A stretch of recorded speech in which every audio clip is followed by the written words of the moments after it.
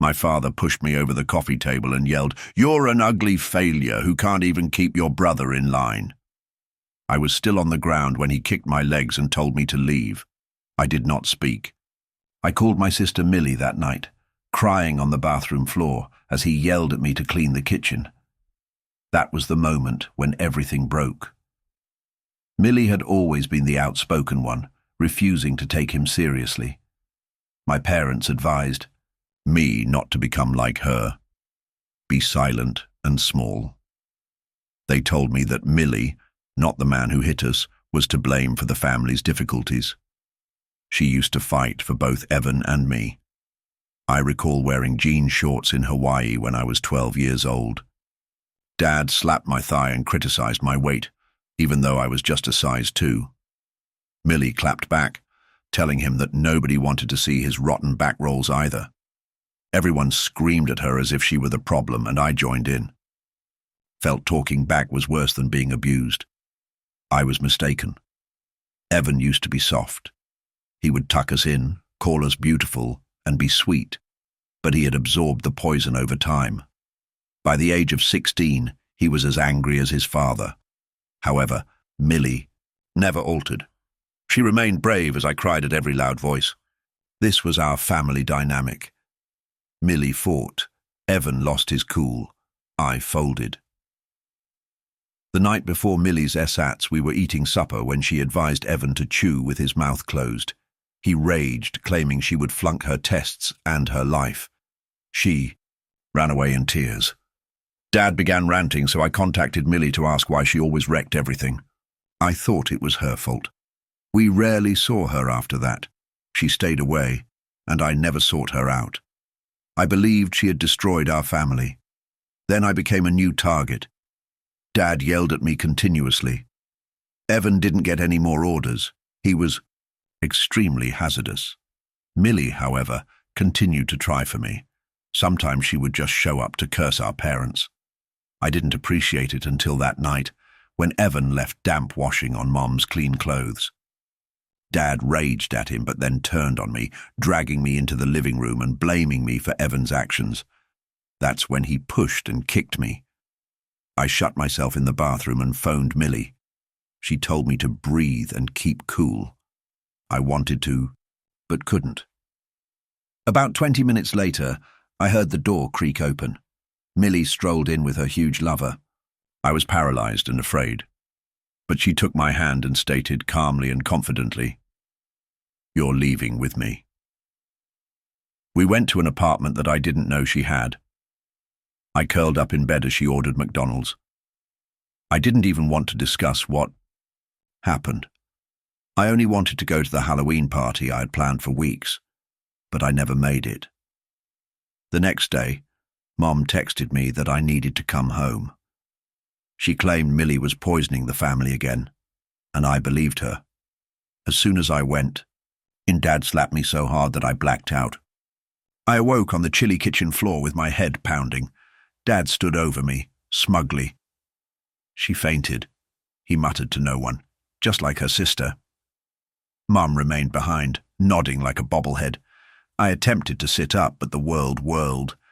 My head throbbed, and I touched the back, feeling a large lump. "Get up!" Mum snapped. "Dinner's getting cold." I stumbled into the dining room. Evan was on his phone, unconcerned. Dad instantly began his lie. "Your sister had another breakdown, came home drunk, screaming, and then passed out." I was trying to communicate. "He hit me," I muttered. Evan looked up, disgusted. "Are you hammered?" Dad asked, shaking his head. "Now she's coming home drunk.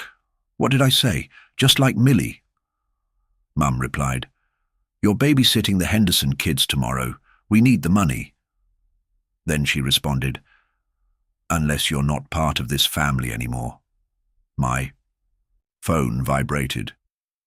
"Millie." I grabbed it before Dad did. "I need to go to the hospital," I said quietly. My head. "Absolutely not," Dad interrupted me. "I've been thinking of visiting Millie at her apartment." "What's the address again?" My heart was racing. He realized he was threatening her. I'll stay, I whispered. Good choice, he said, smirking. Now call your friends. Tell them you were drunk and we had to take care of you. I looked at my untouched plate, tears blurring everything. My phone vibrated again. Friends wondered where I was and where my costume was. I mumbled, I'm sorry. For what? Mum said. For causing problems. Louder, Dad said. Mrs. Henderson should hear what kind of daughter we're raising. I forced the words out. I'm sorry for causing problems. I'm sorry for coming home hammered. I observed Mrs. Henderson pause on her walk through the window. She listened. After dinner, I locked myself in the bathroom again. My pupils were unequal, I knew from health class. I had a concussion but was unable to leave. If I did, he'd pursue Millie. Back in the kitchen, I noticed a dark stain on the countertop. My bloodstream. I grabbed for the cleaner and then paused. What if someone saw it? What are you staring at? Said Evan. Nothing, he shrugged. Dad's right. You're acting like Millie, drama queen. I wanted to scream. My head throbbed, and Evan assumed I was lying. My phone vibrated. Millie again. I began to respond. Are you okay? I'm fine. Don't come. But Dad appeared behind me and grabbed the phone. So you're not fine. And telling Millie to stay away. Sounds like you're planning something. I'm not. He took the phone out of his pocket. You need a break for your own good. That night, while I lay in bed, the walls pressed in, my head ached and my eyesight blurred. I overheard my parents whispering through the wall. She needs to see the counselor for college apps, the mother remarked. Not alone, Dad said. I'll sign whatever's needed, but she's not telling lies about this family. What if she talks about tonight? Who's going to believe her? She told the neighbor she was hammered. Her friends got the same story. He cracked a joke. Sometimes I impress myself. The next morning, Mom jolted me awake. Get up. You have school. It stung. I went through my routine like a ghost. At breakfast, Dad sat with my phone examining it. Just checking for inappropriate content, he informed me. At school, the lights stung my eyes. In the third period, I stumbled and landed on someone's chair. Rough night? Jake inquired. Before I could respond, my teacher stepped in. You look pale. Nurse's office. The nurse frowned. Have you been drinking? No. Your pupils are uneven. I need to call your parents. Please don't. Too late. 20 minutes later, Mom arrived, her voice anxious. She came home intoxicated. We've tried to handle it, but she needs help. The nurse gave a nod. Teen drinking is common. I sat there, silently. Any truth I told sounded like falsehoods now. By lunchtime, the rumor mill had reached full speed. Everyone assumed I had come to school inebriated. Sarah, my best friend, sat beside me nervously. You missed the party. My mom said you've been struggling since your grandma died. My grandmother died 2 years ago. Grief's weird, she said. I think I need to give you some space. I watched her walk away. After school, I waited outside her car, but her mother stopped me. I think you should find another ride. The walk home took 40 minutes. My skull throbbed with every step. Dad's truck was in the driveway. He arrived home early. Inside, he was using his laptop. Your counselor sent college forms. I'll sign them. I can sign. No, he said. I need to review them. He handed me my phone. Your sister keeps texting. I told her you're fine. What did you tell her? That you're struggling. That she's not helping. That night, the family group chat became very active. My aunt added me back. My parents painted a picture of a deteriorating adolescent. Mum claimed to have found bottles in my room. Dad stated I was neurotic for gathering evidence against them. My cousin commented, just like Millie. They exchanged screenshots, twisted texts, and angry selfies. It was too perfect. Curated lies, ready to be exploited. I could not fight back. Later, I walked downstairs for more water and froze. The bloodstain was gone, but the recipe box remained open. The inside had index cards. Suggest bowling. Physical activity helps. Don't serve pasta on Thursdays. Triggers him. These were not recipes. They were directions for surviving him. Couldn't sleep, Mum inquired from behind me. I was just getting water. You should be more careful. Head injuries make you clumsy. Back in bed, I came to a horrifying realization. Mom knew. She'd been tracking his mood swings, figuring out how to control him rather than avoid him. She was not blind. She was complicit.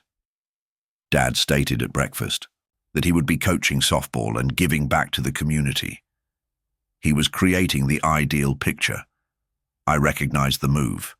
Create a public persona so that no one believes the true story. At school, we studied untrustworthy narrators. The irony was not lost on me. I was one now. Nobody trusted me. After class, my teacher inquired, "Are you okay?" "I'm fine," I said. We both realized I wasn't. That day I reached a choice. I began observing everything. I didn't have a phone or other way to document, so I relied on my recollection. I made mental notes. Dad developed a false note in my handwriting stating that I had promised to babysit. I had no recall of it. Perhaps I did. Perhaps I didn't. I couldn't believe my own head. The Henderson kids were adorable, but their laughter hurt my head. When their mother returned home, she added, "If something's wrong, my sister's a therapist. She specializes in behavior. Behavior, not trauma or abuse." I smiled. "Thank you." When I returned home, my phone had been wiped. Every message from Millie was gone. A fresh one was present. "Hey," Dad explained. "Please don't contact me. I need to focus on healing." She wouldn't have written that, but I couldn't prove it. Dad was talking on the phone downstairs. She's fixated on her sister showing up at her work. We had to step in. "Who is that?" I requested an explanation. "Millie's roommate. She's also concerned." He handed me a phone log. Dozens of calls to numbers I didn't know. Millie frequented these places. I didn't call. You just don't remember. I was losing it. Perhaps I was becoming mad. Maybe my head injury broke me. "I need some air," I murmured. "Be careful," he advised. "I don't want you to hurt yourself." I went to the park and sat on a bench, trying to recall who I was. My phone vibrated. "Unknown number," I responded. "Don't react," the voice murmured. "It's Millie. I borrowed a friend's phone. Are you safe?" I didn't reply yes. I just listened. "Can you meet me at the library tomorrow after school?" "I'll try. Delete this call. I love you." Click the button. Erase the log while my heart raced. Millie didn't give up. She was outside working around them. That night I lay awake, clutching onto that glimmer of hope. The next morning, the house felt off. My father felt proud. His softball team won its first game. The people adored him. Mum prepared eggs and pretended everything was normal. The recipe box was placed away on a high shelf, once again hidden. At school, everybody stared. Parents had discovered my past posts on curfews and limits and shared them with worried parent groups online. One pharmacy technician told her daughter that she spotted my father picking up anxiety medication for me. I had never taken anything, but that didn't matter. It looked like the truth. After the last bell, I went the longer route through the park. The library was silent. I discovered Millie in a corner, partially concealed beneath reference volumes. She appeared older and exhausted. Her hug was firm but gentle, and her fingertips touched the bulge on my skull. She shoved a paper toward me and said, "Write. They might be recording." I typed everything down. The attack, the forged messages, the blood smear, the deception. Her lips clenched with every page. She said, "Same pattern, it escalates quickly." We exchanged notes for an hour. She cautioned me about what was coming and demonstrated what to expect next. Finally, she scribbled one more line. "Emergency phone taped under park bathroom sink. Only use it if things worsen." I flushed the notes before departing. When I arrived home, Dad was waiting. My school counselor sat next to him. "We've noticed some concerning patterns," she explained gently. "Falling grades, social isolation, and signs of substance abuse." My father nodded sympathetically. "We're doing everything we can." They discussed outpatient programs, therapy, and possibly even medication. I said nothing. That night, I discovered the emergency phone was still stashed under the sink. I didn't take it yet, but knowing it existed was helpful. The next morning, I was told I had therapy. It was with Mrs. Henderson's sister. She specialized in behavioral disorders. Everything I said was twisted. My father's maltreatment fueled my fight. My bewilderment became paranoia. The therapist took notes, which only strengthened their story. Back at home, Dad put a tracker on my phone. Mum searched my room every day. They found my journal, read it at supper, and criticized my entries. Evan informed our families that I was sick like Millie. The family chat was full of prayer hands and hazy support. Nobody asked what I wanted or if I was all right. Even when I attempted to email a teacher from the library computer, Dad turned up. He informed the librarian that I had cyberbullying limits. Another door banged closed. Meanwhile, Dad's public image skyrocketed. Parents commended him for being a role model. His encouraging remarks were the same ones he blurted out before smacking us. The bruises on my wrist and back resurfaced once I got home, but they always had a tail. She fell. She's self-harming. The therapist chimed in. My parents said they didn't know yet, but I saw it, the plan. I went through the attic one day and discovered something surprising, an ancient suitcase. Inside, there were job applications, apartment listings, and a draft letter to a women's shelter. All of these dates are from 5 years ago. My mother had once attempted to flee. She did not. Then the call arrived. I was enrolled in a therapeutic boarding school just to try it out. I'd be gone for the summer, possibly longer. That night I cried not because of dread, but because everything was going so well. They were deleting me. We packed 2 weeks before our trip. Every paper was forged, polished, and refined. However, there are minor fissures. The boarding school required valid medical records. Something didn't match. The diagnosis codes were inconsistent.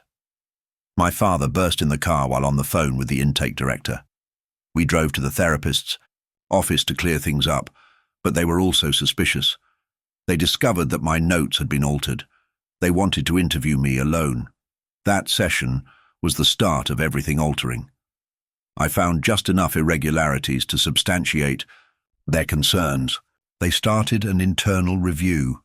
My boarding school postponed my enrollment. My dad was outraged.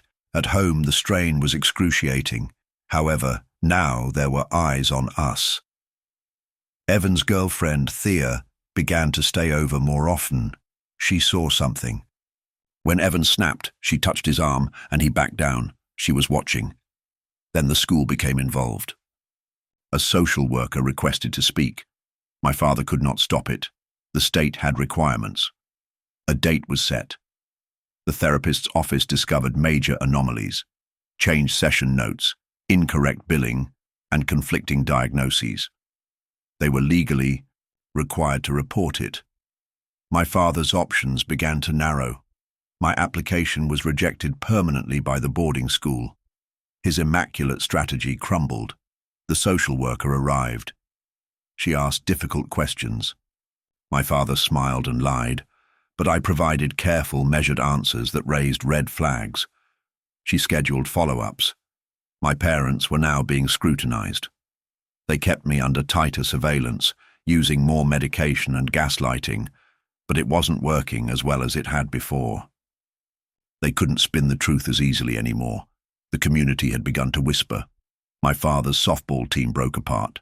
Parents complained. His rage erupted during games. His role model mask was starting to crack. Thea, now a quiet presence, in our home, witnessed everything. She provided subtle support, books, eye contact, and minor acts of rebellion. Evan pretended not to notice, but his armor was also fractured. The therapist's report reached the licensing board. My father's hold on the narrative weakened. The school started monitoring me. The social worker made monthly visits. I returned to school with a cautious eye. Slowly, the system began to believe. Millie stayed in touch via the emergency phone. She was relocating to a nearby city, beginning graduate school, and preparing a home for me. My 18th birthday marked the finish line. My father continued to try to control everything, but the walls were closing in around him. The night before my birthday, I prepared a small bag, only the essentials. I left early for school and did not return. Millie greeted me with tears in her eyes. Her apartment was quiet and secure. The emergency phone had finished its job. I was, free. Mom had given me one final message, a recipe card with an address. Her sister made a silent apology. She knew. She always did. They filed a missing person report and sent wellness checks, but the documentation kept me safe. The therapist confirmed that my decision to leave was voluntary. The social worker supported me. I wasn't the girl wearing jean shorts in Hawaii anymore. I worked part-time, finished school, and enrolled in college on scholarships Dad couldn't match. Millie drove me to campus and we both cried, not only because I had succeeded, but also because I remembered who I was. The girl they tried to erase was still present.